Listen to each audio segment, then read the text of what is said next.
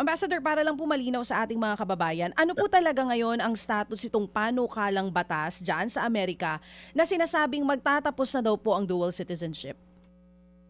Well, actually, si Senator Bernie Moreno ng Ohio, yan ang nag-announce na ipa-file niya yung bill na yan. Pero actually, hindi pa niya pina-file.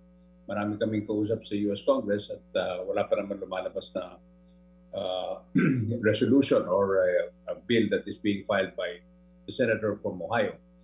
Just the same, maraming nagsasabi sa amin na mahihirapan siguro mapubasa yan dahil maraming mga dual citizen dito. Hindi lang naman mga Pilipino. Meron mga British American, meron mga European Americans or Canadian Americans, meron din mga Israeli Americans. Maraming Israeli Americans actually na dual citizen. So baka mahirapan pumbasa yung bill na yan. Oo. So, ito po bang panukalang batas sa ito? Saan to galing? Anong hugot ng senador na gustong mag-file nitong panukalang batas sa ito tungkol sa dual citizenship? Well, he's Republican ito si Senator Moreno. So siguro tingin namin, siyempre marami nga ngayon mga gumagawa ng bagong rule sa immigration at siguro pinapasok niya ito as one of those na iibahin na yung immigration laws at immigration rule dito sa Amerika. Just the same, itong bill na ito ay in the 1950s hindi na pumasa yan dahil yung Supreme Court mismo ng United States ay tinurn down yung that you cannot be a dual citizen.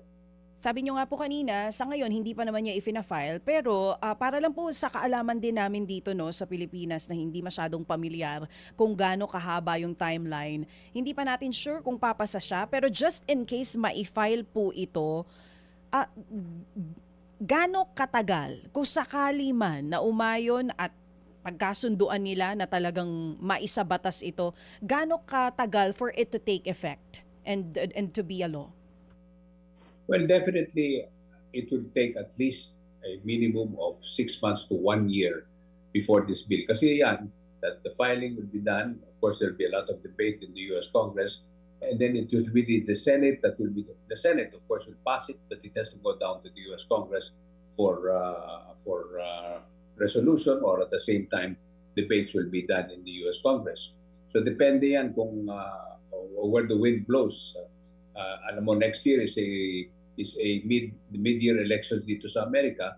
So most likely, maraming they will play politics dahil maraming mga dual citizen sa kanilang mga distrito. So most likely, ang aming estimate, kung sakali man, it will take at least a year. At meron rin maraming mga grupo dito that will obviously file in the Supreme Court a bill, or they will file in the Supreme Court na itigil itong dahil maraming ang dual citizen, hindi lang ang mga Pilipino. Mga kapatid, brothers and sisters, saan ka pa? Dito na tayo sa totoo. Dito na tayo sa True FM. Mga kapatid, mag-subscribe and follow po kayo sa social media accounts ng True Network PH. Yan po kami, hanapin nyo lang True Network PH, Facebook, Instagram, YouTube, TikTok, and podcast. Mapa Apple or Spotify man yan, mahahanap nyo kami. Lahat ng mga napapanood at napapakinggan nyo po sa programa, nasa social media accounts namin yan. So, paano mga kapatid? See you sa social media! Dito tayo sa totoo, tunay at tapat.